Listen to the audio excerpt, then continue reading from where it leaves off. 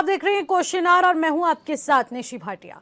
BJP की नई केंद्रीय टीम ने उत्तराखंड को मिली बड़ी तवज्जो ने प्रदेश की सियासत को गरमा दिया है। राष्ट्रीय अध्यक्ष नितिन नवीन ने केंद्रीय टीम में बड़ा बदलाव करते हुए उत्तराखंड के 4 नेताओं को अहम जिम्मेदारियां दी हैं। पौड़ी गढ़वाल से सांसद अनिल बनूनी को राष्ट्रीय मीडिया संयोजक बनाया गया, तो आलोक भट्ट को सोशल मीडिया से संयोजक, पूर्व मुख्यमंत्री तीरथ सिंह रावत को राष्ट्रीय उपाध्यक्ष और महेंद्र पांडे को राष्ट्रीय कार्यालय मंत्री बनाया गया है। अब बीजेपी इसे उत्तराखंड के नेताओं और कार्यकर्ताओं पर राष्ट्रीय नेतृत्व के भरोसे के तौर पर देख रही है। उनके विपक्ष जो सवाल उठा रहा है उसको भी लेकर तंज कसे जा रहे हैं, तो लेकिन विपक्ष इसे चुनावी रणनीति से जोड़कर सवाल उठा रहा है। ऐसे में सवाल है कि क्या 4 नेताओं को केंद्रीय टीम में जगह देना आने वाले विधानसभा चुनाव के लिए बीजेपी का बड़ा सियासी दांव है, या राष्ट्रीय संगठन में उत्तराखंड की मजबूत मौजूदगी का चुनावी फायदा पार्टी को मिलेगा? चर्चा करेंगे, लेकिन उससे पहले रिपोर्ट देखिए। उन सभी को जगह मिली है और बहुत संतुलित टीम बनाई है, बहुत अच्छी टीम बनाई है, जो निश्चित रूप से हमारे पार्टी को, संगठन को, सरकार की नीतियों को आम जन तक ले जाने में बहुत बड़ा काम इस टीम के माध्यम से होगा।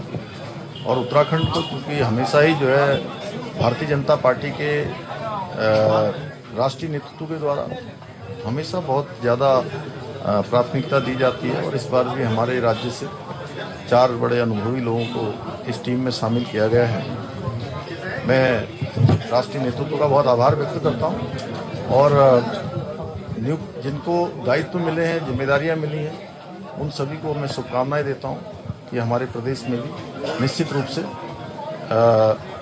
इन 4 लोगों के टीम में आने से बहुत बड़ी ताकत हमारे राज्य को बड़ा महत्व दिया है।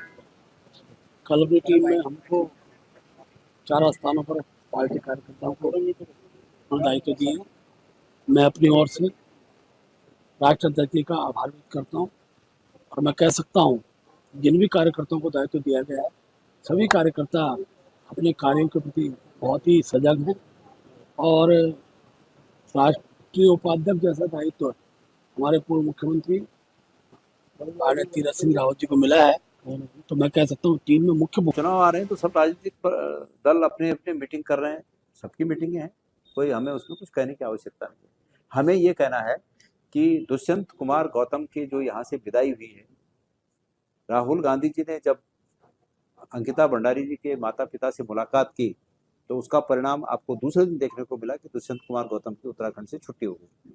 लेकिन उनके राजनीतिक अदालत से भले ही उनकी छुट्टी हो गई हो, लेकिन वो परमेश्वर की अदालत से माफ नहीं होंगे। ऐसे लोग जब तक कि कानून के दायरे में ना आए, निश्चित रूप में वो हमारे टारगेट पर रहेंगे और वो मेरे खिलाफ उन्होंने कोर्ट में केस करें 50 केस करें, लेकिन उसके माता पिता ने उनका नाम लिया है और जब तक सीबीआई उनको बुलाकर पूछताछ नहीं करती, सच्चाई सामने नहीं आती, तब तक वो हमारे टारगेट पर बने रहेंगे।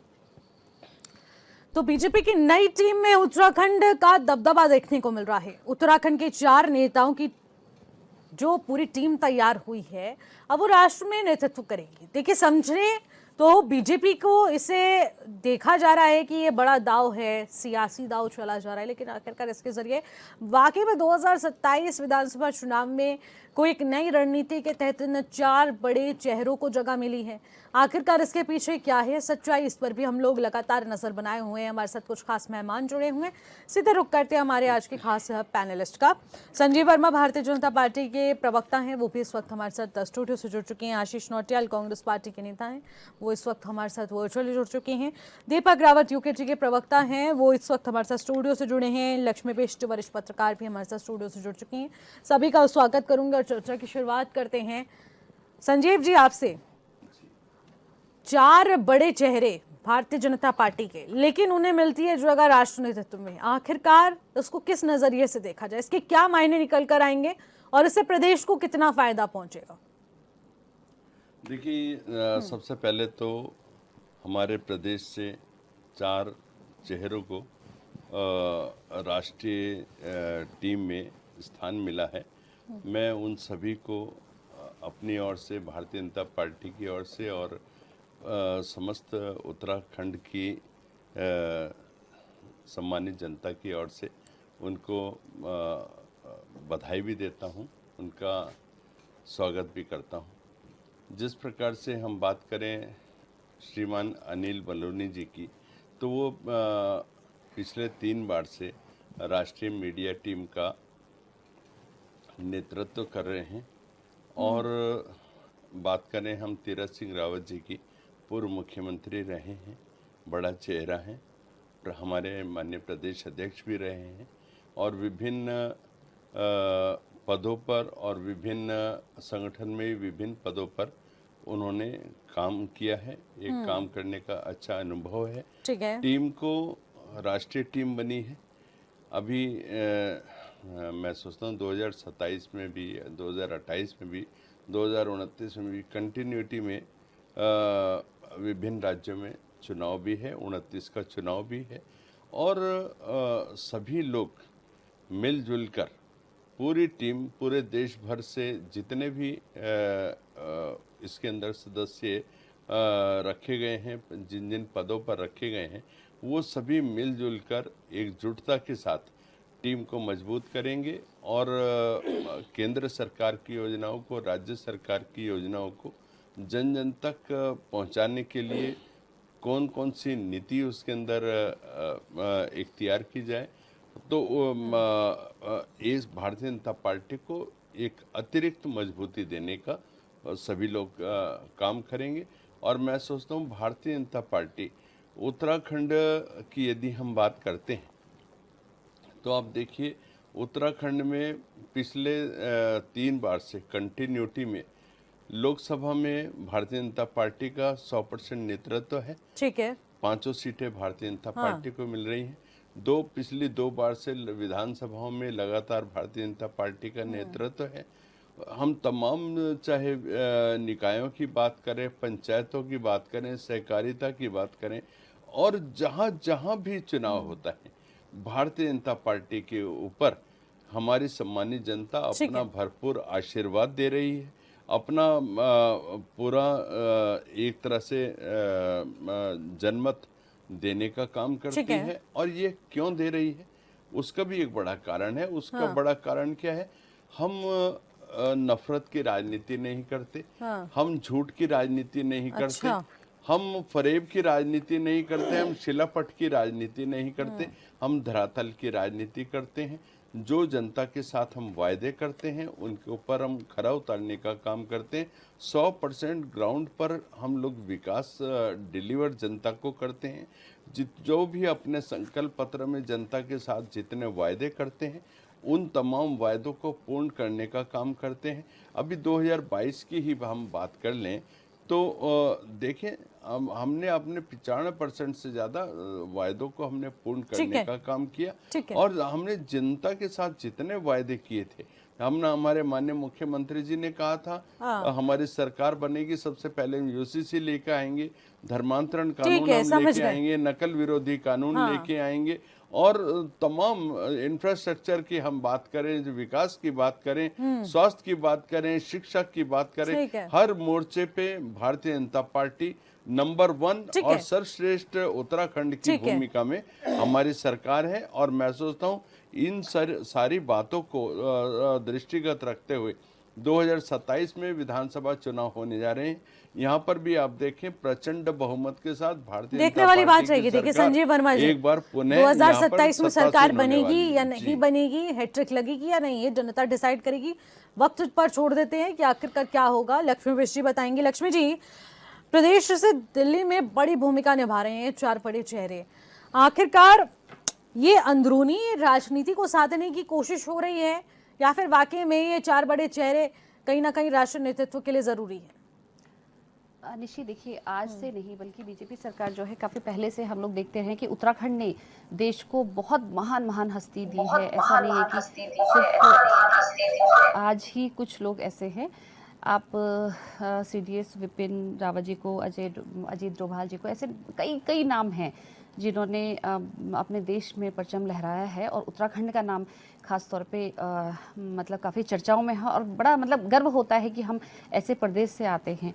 लेकिन जहाँ तक अभी की बात है तो बिल्कुल कुछ नाम तो देखिए जो मुझे लगता था कि अनिल बलूनी जी का था, कि अनिल बलूनी जी क्योंकि लगातार तीसरी बार जो है इनको वहाँ पे मीडिया दिया गया है, क्योंकि अब एक बदलाव था, क्योंकि इतना काम करने के बाद भी जो है बलूनी जी को जो मैं समझती थी कि उत्तराखंड में कोई पद की दूसरे मुख्यमंत्री का चेहरा काफ़ी लोग चाहते थे कि मुख्यमंत्री के चेहरे पे अगर बलूनी जी को लाया जाए तो कोई बड़ी बात नहीं होगी, और ये उनका समर्पण और उनके कार्यों के प्रति उनके लिए एक इनाम भी होता कि अगर उनको यहाँ लेके आता है, लेकिन ये चीज़ नहीं हुई।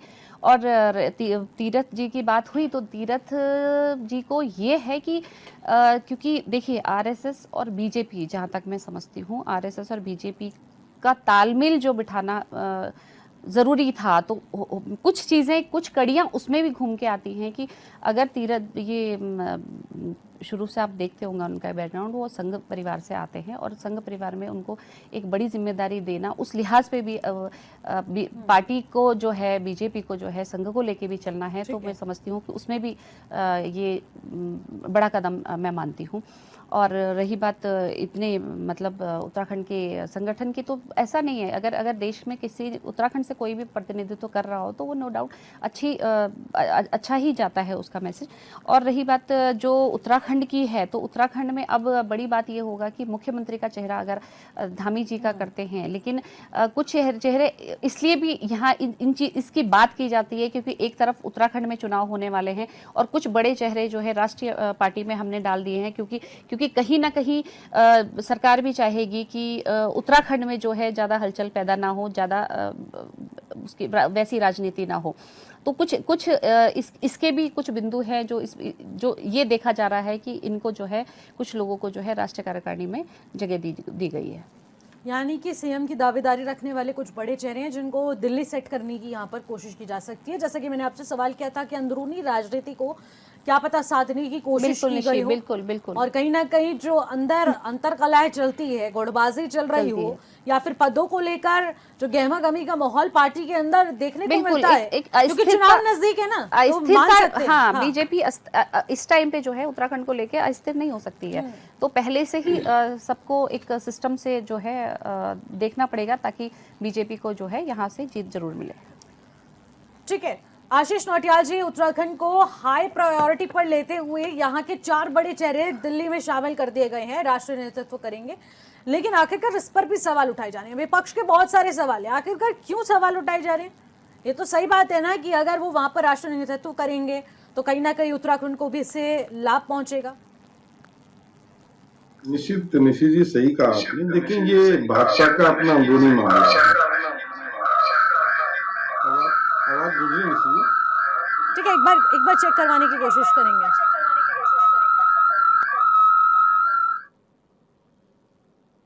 जी आशीष जी, हाँ जी, तो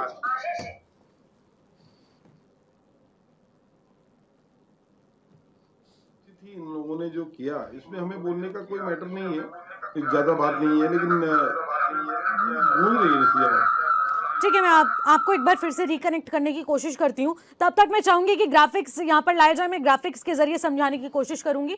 तब तक एक बार कनेक्शन चेक करवाया जाए कि किस तरीके से भारतीय जनता पार्टी इस वक्त काम कर रही है। सीधे रुक करते हैं और समझने की कोशिश करते हैं कि देखिए बीजेपी की नई टीम पूरी तरह से तैयार हो चुकी है, उत्तराखंड का इसमें दबदबा देखने को मिला है, लेकिन बड़ा सवाल यह है क्या केंद्रीय टीम में उत्तराखंड के 4 नेताओं को जगह देने से बीजेपी को कितना फायदा पहुंचेगा, और क्या राष्ट्रीय संगठन में उत्तराखंड का ये बड़ा कद चुनावी परिणाम में भी दिखाई देगा? ये भी एक अपने आप में सवाल है।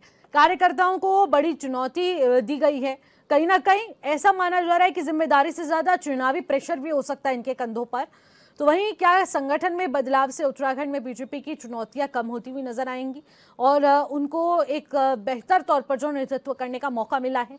दूसरा सवाल ये भी उठता है कि आखिरकार जो नेतृत्व किया जा रहा है उससे कहीं ना कहीं जो प्रदेश में राजनीतिक सरगर्मियां चल रही हैं, पार्टी के अंदर की कलाबाजी चल रही है, उसको साधने की कोशिश की गई हो, और सीएम के रूप में जो उभरते हुए चेहरे हैं कहीं उन्हें राष्ट्रीय नेतृत्व में फिट करने की कोशिश की गई कि चुनाव से पहले किसी का भी कोई नफा नुकसान ना हो और उनको भी पूरी तरह से कहीं ना कहीं सेट कर दिया जाए जिस वजह से कोई भी अन्य प्रकार की असुविधाएं ना हो।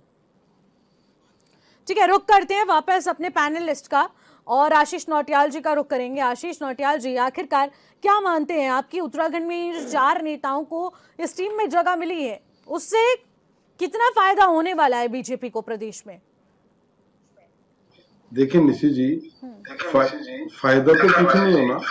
इन लोगों ने सिर्फ इसलिए किया क्योंकि इनके अंदर गुट बने हुए हैं और वाकई ये सच्चाई है।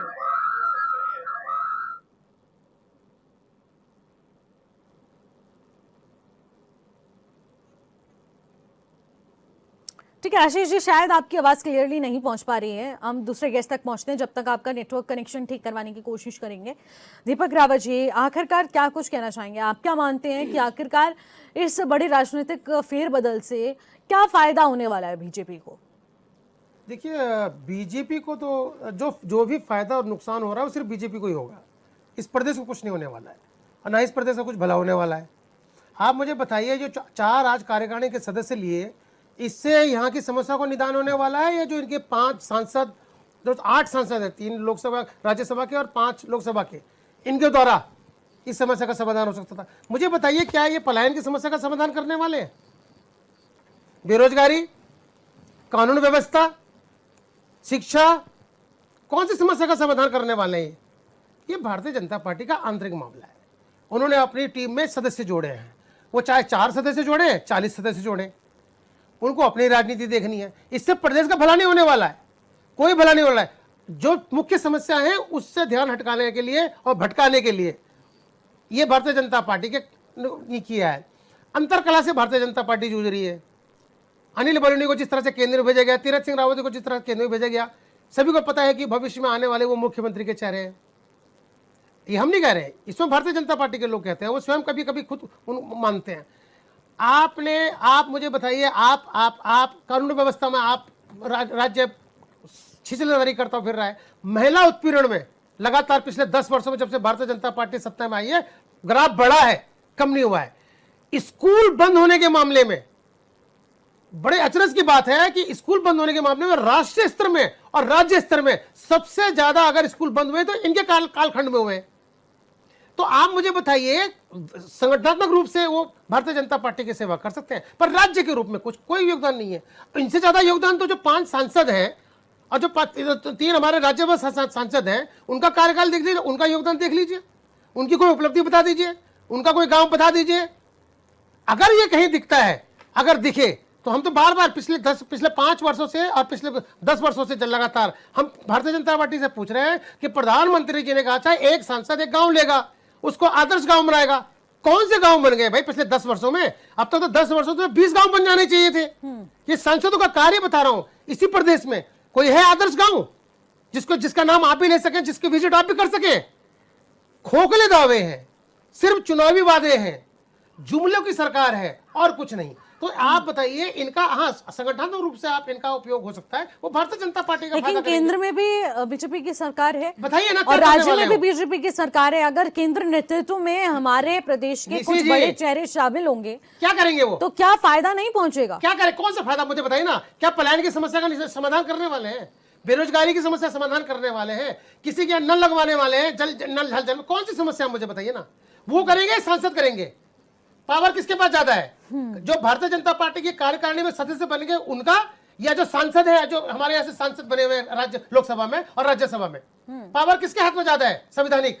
आप बताइए ना। आप कह रहे हैं फायदा होगा, तो मैं वही तो पूछना चाह रहा हूँ, कौन सा फायदा होने वाला है इस प्रदेश को? महिलाओं का उत्पीड़न रुकने वाला है, उन पर जो अपराध होने वाला है उसकी कमी आने वाली है, रोजगार मिलने वाला है, या शिक्षा जो हमारी। तो यानी कि आपका मानना है कि इससे पार्टी को फायदा होगा, प्रदेश को? हाँ बिल्कुल, ये तो पार्टी को फायदा होने वाला है भाई, उनका आंतरिक मामला है, आपने आर्थिक, इससे राज्य को कोई फायदा नहीं होने वाला है।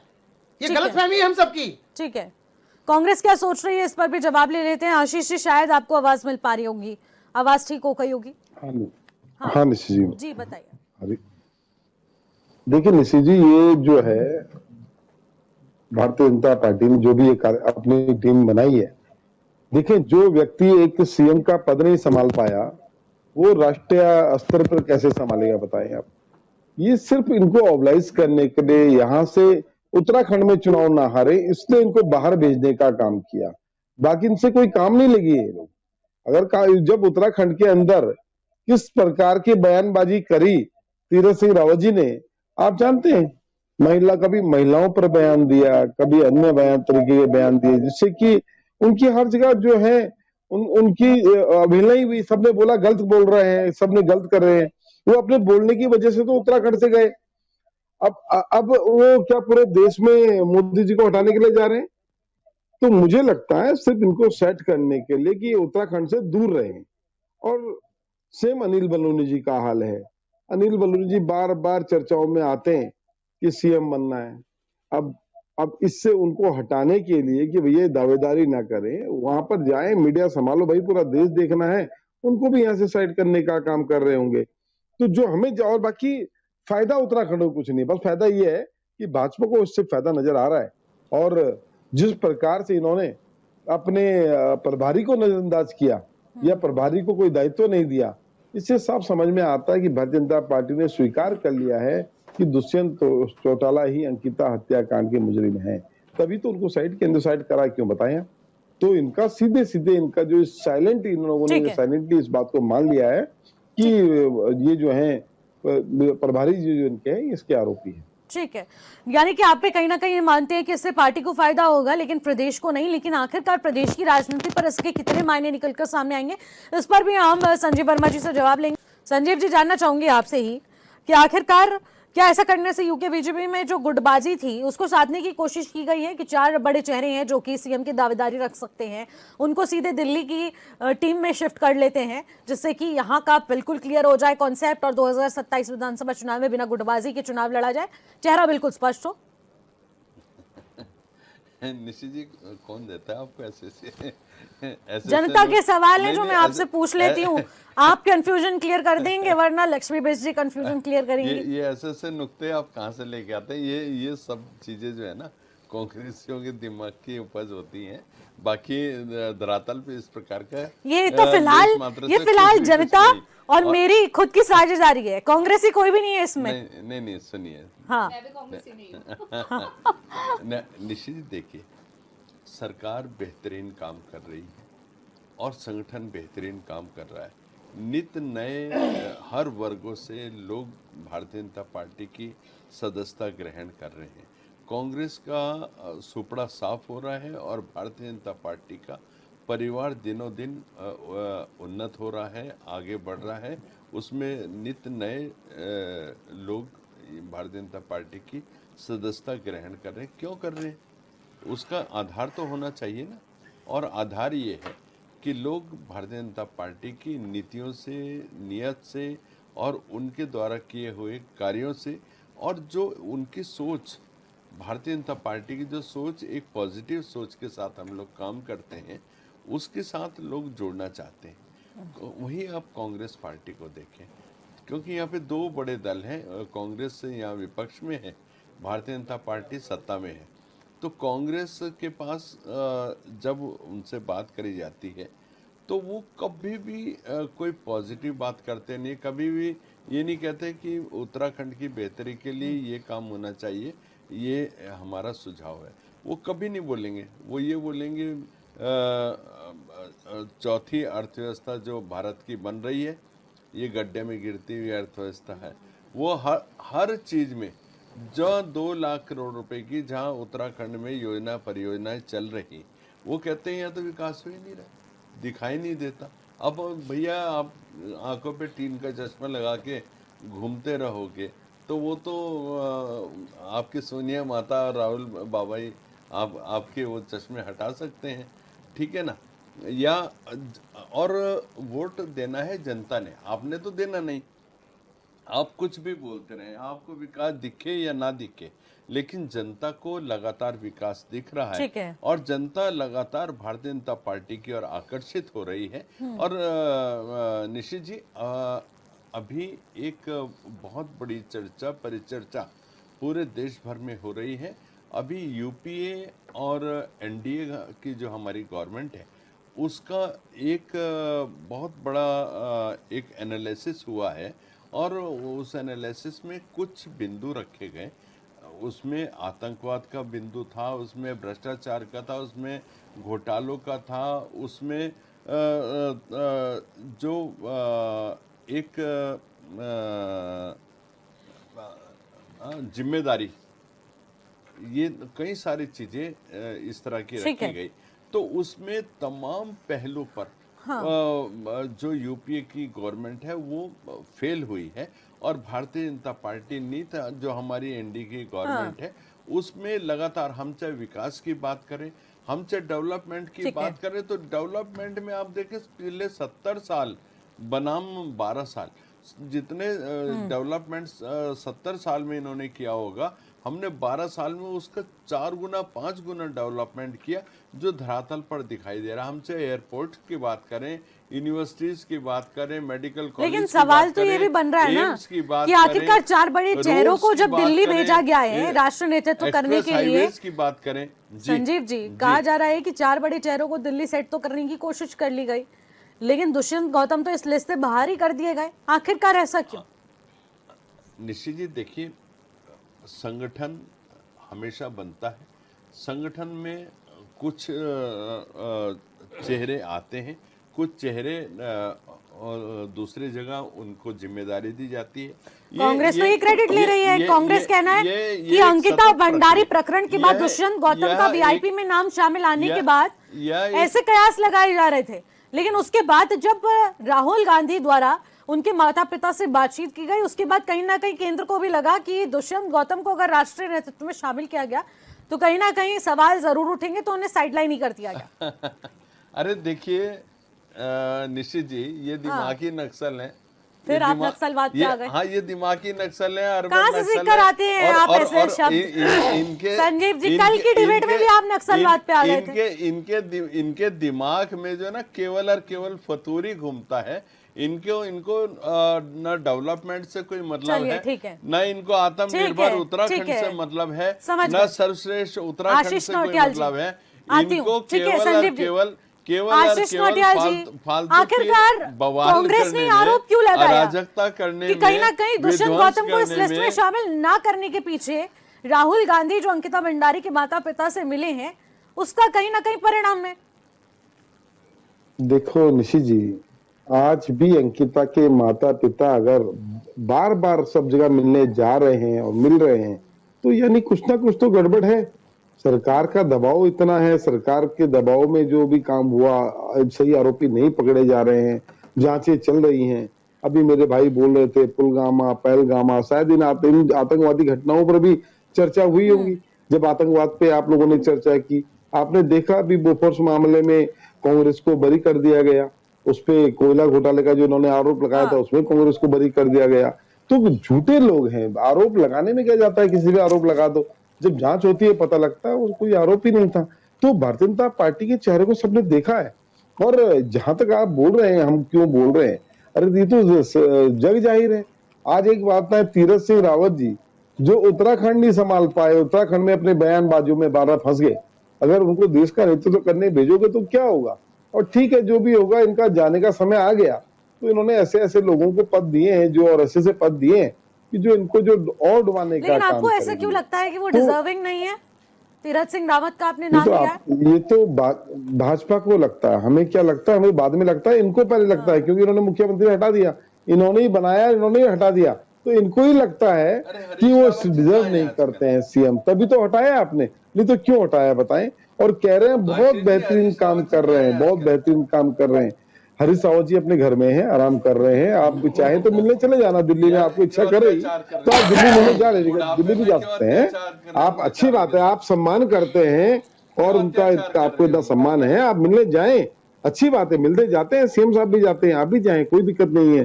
तो और बेहतरीन काम की बात कर रहे हैं कि बहुत बेहतरीन काम कर दिया, कौन सा बेहतरीन काम किया बताएं ना आप सारे अस्पतालों के क्या हाल है आप देख रहे हैं, सड़कों के हाल आप देख रहे हैं, पुल बनने से पहले टूट जाते हैं उसके हाल आप देख रहे हैं, और बेरोजगारी कितनी है ये भी आप देख रहे हैं, पेपर लीक हो रहे हैं, मतलब किस चीज को बेहतरीन कह रहे हैं। एक चीज ऐसी होती, और देहरादून में चलना निशी जी आफत हो गया है, देहरादून पॉजिटिव आके देखो ना कभी, कभी सड़क पर चल के देखो, गड्ढों में जब जब जो है ना अच्छी खासी कमर का आपका हालत खराब हो जाएगी तो पता लग जाए क्या सड़कें हैं, कितने बुरे हाल हो रखे हैं सड़कों के। ये जग जाहिर है, आप देखो सड़कों पे निकला करो कभी, आप देखो किस प्रकार से पूरे धर्मपुर के आसपास यहाँ पर सारे जहां हम जाते हैं वहीं गड्ढे ही गड्ढे, हर जगह गड्ढे पड़े हुए।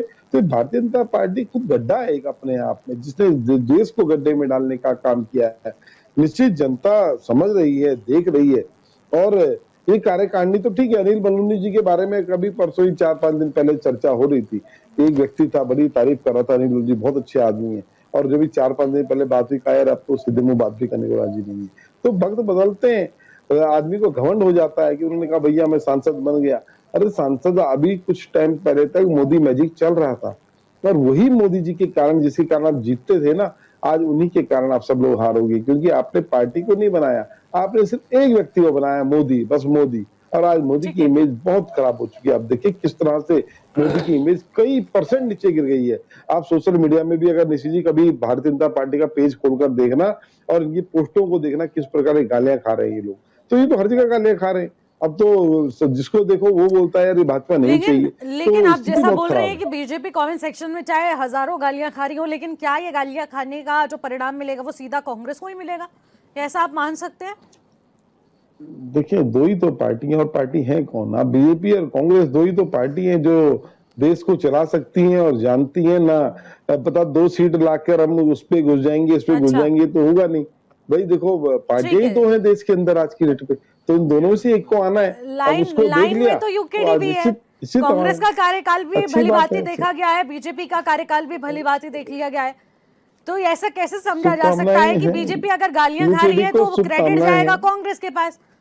दीपक रावत नहीं, जी भी तो गाली का क्रेडिट ले सकते हैं ना। जनता के नहीं वो ले अच्छी बात है, पर हम जनता के साथ हैं, जनता देख रही है हर मुद्दे पे, जनता के साथ है। भैया अब अंकिता के माँ बाप जो है मिलने राहुल गांधी जी से पहुंचे ना, वो यूकेडी वालों से थोड़ी मिलने पहुंच गए, वहां गए। और राहुल गांधी जब कोई मुद्दे को उठाते हैं, आप देखें, हाँ अरे कोई बात नहीं, आप भी करो, आप लोग भी सब करो आमंत्रित, हम लोग चाहते हैं सब आमंत्रित करें, दिखाएं उनके बारे में, उनकी पीड़ा को आप लोग भी बताओ, चैनल में भी आमंत्रित करो, अच्छी बात है। लेकिन पता लगना चाहिए भाई क्यों घूम रहे हैं, क्या दिक्कत है, कौन से संतुष्ट क्यों नहीं है, पता लगना चाहिए सब। ठीक है, रुक करूंगी। दीपक रावत जी का क्या कहना चाहेंगे? देखिए लड़ाई में चाहे तीनों पार्टियां जरूर हो, लेकिन जब भी जिक्र हो तो बीजेपी कांग्रेस का होता है, यूकेडी फिर भी दूर दराज तक नजर नहीं आती। अभी भी राष्ट्रीय नेतृत्व की बात हो रही है, अगर राष्ट्रीय नेतृत्व भी सही तरीके से काम नहीं कर पाया, जो हमारे 4 बड़े चेहरे पहुंचे हैं, उसके बावजूद भी कहा जा रहा है क्रेडिट तब भी कांग्रेस के पास जाएगा, क्योंकि बचा कुचा वोट आएगा कांग्रेस के पास। तो यूकेडी लिस्ट में क्यों नहीं आती है शामिल? क्यों उन्हें चैलेंजिंग नहीं समझा जाता? देखिए कंपटीशन ही नहीं है क्या यूकेडी से? देखिए ये विषय उत्तराखंड में यूकेडी से संबंधित है, और अन्य राज्यों में जो दूसरे छत्रप हैं उनसे संबंधित है। देखिए भारतीय जनता पार्टी और कांग्रेस ये हमेशा चाहते हैं कि इस पूरे भारत में जो व्यवस्था, राजनीतिक व्यवस्था है, बाइपोलर हो। एक तरफ कांग्रेस और एक तरफ भारतीय जनता पार्टी हो, यानी जिन्हें भारतीय जनता पार्टी पसंद ना हो कांग्रेस में चले जाएं, जिन्हें कांग्रेस पसंद ना हो भारतीय जनता पार्टी में चले जाएं। इनका जीता जाता है एनडीए और यूपीए। ठीक है, आप समझ रहे हैं। अब यही क्षेत्र दलों के लिए भी इन्होंने ऑप्शन रखा हुआ है कि आप या तो बीजेपी के साथ, जो बीजेपी जिसे लीड कर रही है उसके साथ रहें एनडीए, या फिर जो यूपीए के साथ। लेकिन जो परिस्थितियां राष्ट्र में बन रही हैं और जो परिस्थितियां इस प्रदेश में बन रही हैं, यदि यही स्थिति आने वाले 4-5 महीने तक रही, निशी जी आप कहीं पर लिख लीजिए 2027 में ये दोनों दल अपने पूर्ण बहुमत से सरकार नहीं बनाने वाले इस प्रदेश में। आज आप लिख लीजिए मैंने क्या बोला। ये कोई भी कंडीशन कितने भी फेरबदल कर लें, दोनों ही सरकारें भारतीय जनता पार्टी की हो या कांग्रेस की हो, ये अपने दम पे 2027 में सरकार नहीं बनाने वाले हैं। निश्चित रूप से आप किसको दम दे रहे हो? अभी पहले से देखिए, और सरकार कैसे बनेगी शुरू हो गई। देखिए कैसे किसको दम दे रहे हो आप ये बताओ ना। देखिए कैसे आपके बनेगी, दम पे कौन ये बनाएगा भविष्य के बताएं? घर में है, ये भविष्य के घर में है। घर में क्या आप आप इसको ही लिख हो, लीजिए। आप ही हो जो साथ दोगे। अरे मैं आपसे क्या बोल रहा हूँ, हाँ। आप सरकार बना रहे हैं ना, आप आश्वस्त रहिए। ये मेरा वो है, आप मैंने कह दिया आपको, लेकिन आप फिर लिख भी लीजिए। बिना आपने समर्थन कहा नहीं बिना बनाने आपके वाले नहीं हैं। बना पाएंगे। भारतीय जनता बिना पार्टी आपके और नहीं बना सरकार, पाएंगे आप मुझे सरकार। बताइए वर्तमान आप में किसका भारतीय साथ दे जनता रहे हो ये पार्टी बताओ। आप ही के चैनल में चलता है, 32 सांसद कटघरे में है, काम नहीं किया है, उसकी नाराजगी। और 32 सांसद बीजेपी कांग्रेस जिता नहीं पाई है पिछली बार। मतलब अगर मैं 32 का आंकड़ा में ले लूं तो 32 वो जिता नहीं पाए हैं। कहने का मेरा मतलब क्या है, आप समझिए ना। अगर 32 जो विधायक है तो क्या मान के चल रहे हैं कि जो भारतीय जनता पार्टी के 32 विधायक हैं जिनकी परफॉर्मेंस अच्छी नहीं है, तो कांग्रेस जीत के आने वाली है क्या? तो पिछली बार क्यों नहीं जीत के आए थे 32? तो मेरा सिर्फ जो परिस्थितियां बन रही है, मैं ये वर्तमान देखिए जो वर्तमान परिस्थितियां बन रही हैं, और अगर ये लगातार बढ़ती रही तो 5-6 महीने बाद जो चुनाव, 4 महीने बाद जब भी चुनाव होंगे, उस परिस्थिति में एक चीज क्लियर होकर आ रही है कि चाहे भारतीय जनता पार्टी और कांग्रेस हो, पूर्ण बहुमत से सरकार नहीं बनाने वाले हैं। अब आप सवाल ये है कि भविष्य में सरकार कैसे बनने वाली है, ये भविष्य के गर्भ में ठीक है। ये इसमें गलतफहमी ना यूकेडी पाल रही है ना कोई और पाल रहा है, लेकिन निश्चित रूप से ये क्लियर है कि पूर्ण बहुमत से भारतीय जनता पार्टी हो या कांग्रेस हो, वो यहाँ पर सरकार नहीं बनाने वाली। लेकिन अपने दम पर। लक्ष्मी मिश्र, उत्तराखंड में किसको कहाँ जगह मिली, इससे ज्यादा राजनीति जो हो रही है किसे जगह मिली पर है कि आखिरकार उन चेहरों को लेकर डिस्कशन जरूर चल रहा है। लेकिन जब भी हम इन पर डिस्कशन करते हैं फिर राजनीतिक चर्चाएं होती हैं, लेकिन 2027 चुनाव का भी जिक्र हो जाता है। लेकिन 2027 चुनाव में बीजेपी पहले अगर ये दाव चल रही है तो कितना मास्टर प्लान ये है? निश्चित बिल्कुल। देखिए आप एक चीज़ समझिए यहाँ पे कि बीजेपी में हमेशा से ही बोलती आई हूँ, जितनी भी यहाँ पे पार्टी हैं, दल हैं, कि बीजेपी को हम देखते हैं, आए हैं, और शुरू से जो इनका स्टैंड है वो क्लियर रहता है। वैसे ही क्लियर अगर कांग्रेस करें या उत्तराखंड की बात करूँ तो यूकेडी करे, लेकिन अक्सर हम देखते हैं कि कहीं ना कहीं जो इतने सालों से बीजेपी आ रही है, हम बुराइयां तो कर लेते हैं, लेकिन दूसरे दलों को, दूसरी पार्टी को उनसे सीखने की भी तो ज़रूरत है।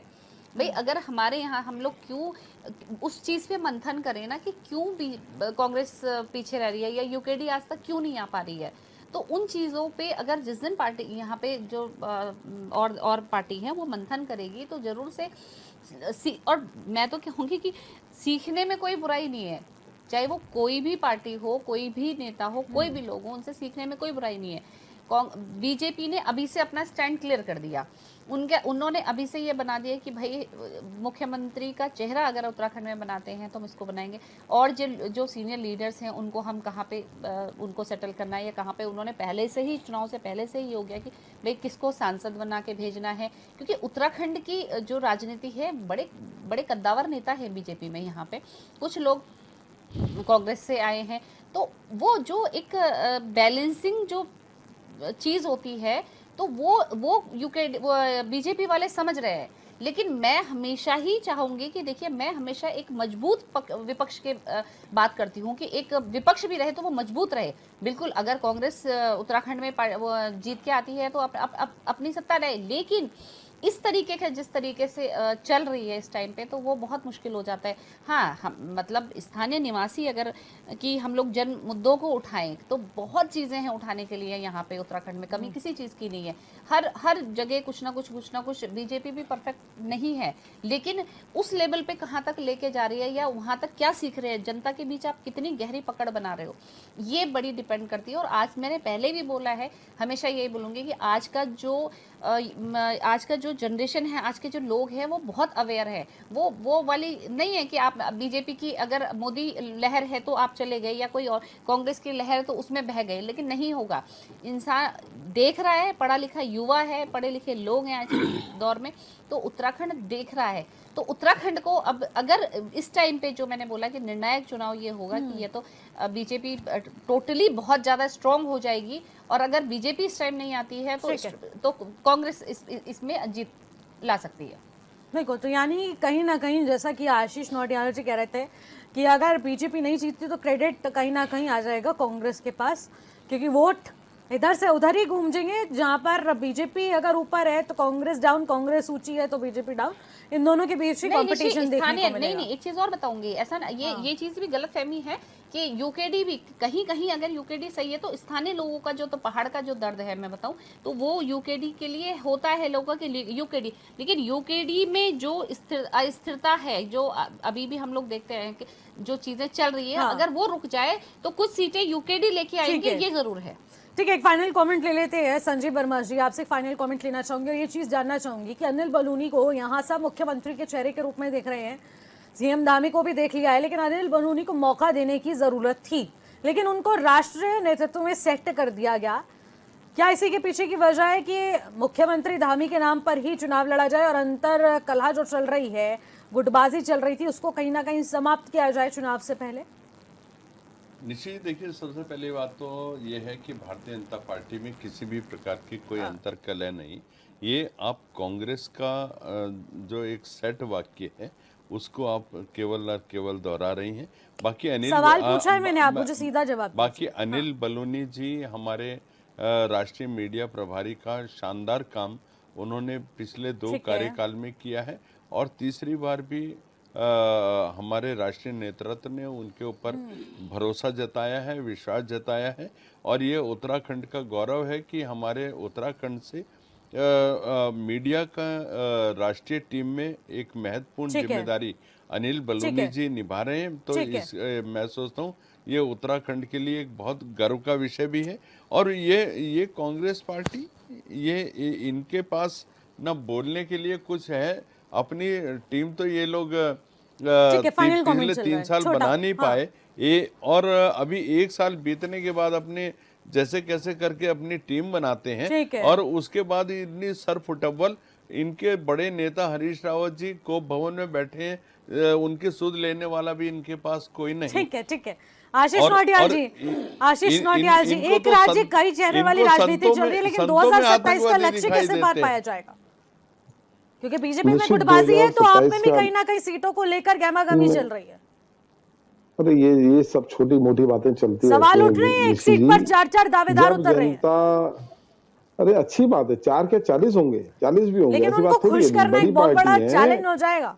बिल्कुल बड़ी पार्टी है। देखिए ऐसा होता है, देखो बड़ी पार्टियों का जो चुनाव होता है वो सिंबल है। पर होता है, किसी व्यक्ति विशेष की पार्टी थोड़ी है। ठीक है। ये सबकी पार्टी है और सबका अधिकार है, तो ये ऐसा नहीं है। देखिए सिंबल अगर जनता ने हाथ का पसंद कर लिया तो ये फूल क्या उखाड़ लेगा, फूल को तो हाथ ही उखाड़ेगा। तो ठीक इनको इस है। बार उखाड़ फेंकेंगे, ये दिखेंगे नहीं दूर दूर तक आपको। ठीक है, देखने वाली बात रहेगी। दीपक रावत जी, फाइनल कमेंट लेना चाहूंगी, देखिए 10 सेकंड। देखिए निश्चित रूप से एक चीज़ की तो बधाई के पात्र अनिल बलूनी जी हैं कि 3 अलग अलग अध्यक्षों के कालखंड में यदि वो अपनी स्थिति सेम वही बना के रखते हैं तो निश्चित रूप से एक चीज़ तो क्लियर है कि उत्तराखंड की राजनीति में और भारतीय जनता पार्टी की आंतरिक राजनीति में अनिल बलूनी बहुत सख्त नाम आ रखा है, जो लगातार संगठन का अच्छा काम कर रहे हैं। इसी वजह से उनको अमित शाह जी के कार्यकाल में हो, फिर जेपी नड्डा जी के कार्यकाल में हो और नितिन नवीन जी के कार्यकाल में, तीनों अलग अलग अध्यक्षों के कार्यकाल में कार्यकारिणी के में उनको जगह मिली। तो निश्चित रूप से ये अंत है जो आंतरिक रूप से हम मानते हैं कि संगठनात्मक रूप से वो बहुत ज्यादा आगे है जितने भी उत्तराखंड के बाकी जितने नेता हैं उनसे। लक्ष्मी बेस जी, एक छोटा सा फाइनल कमेंट, 10 सेकंड। देखिए राजनीति अपनी जगह है, लेकिन हम ये चाहते हैं कि जो जितने चेहरे केंद्र में गए हैं वो जरूर अपने उत्तराखंड के लिए कुछ करें और उत्तराखंड के लिए ऐसी सौगात लेके आए कि हमें लगे कि वहाँ पे इस पद पे जो है बीजेपी के लोग हैं। ठीक है, बहुत बहुत शुक्रिया आप सभी का हमारे साथ जुड़ने के लिए। समय की कमी को देखते हुए इस चर्चा को यहीं पर समाप्त करना पड़ेगा। तो देखिए, अब 2027 विधानसभा चुनाव नजदीक है और ऐसे में चाहे भारतीय जनता पार्टी क्यों ना हो, कांग्रेस क्यों ना हो, यूकेडी क्यों ना हो, सभी अपने राजनीतिक प्लान्स को धरातल पर उतारने की कोशिश कर रहे हैं, कवायद कर रहे हैं। लेकिन आखिरकार किसका मास्टर प्लान सटीक साबित होगा और 2027 चुनाव में किसकी जीत होगी, ये भविष्य पर छोड़ देते हैं और जल्द ही उन नतीजों पर भी हमारी नजर रहेगी। फिलहाल मुझे दीजिएगा इजाजत, नमस्कार।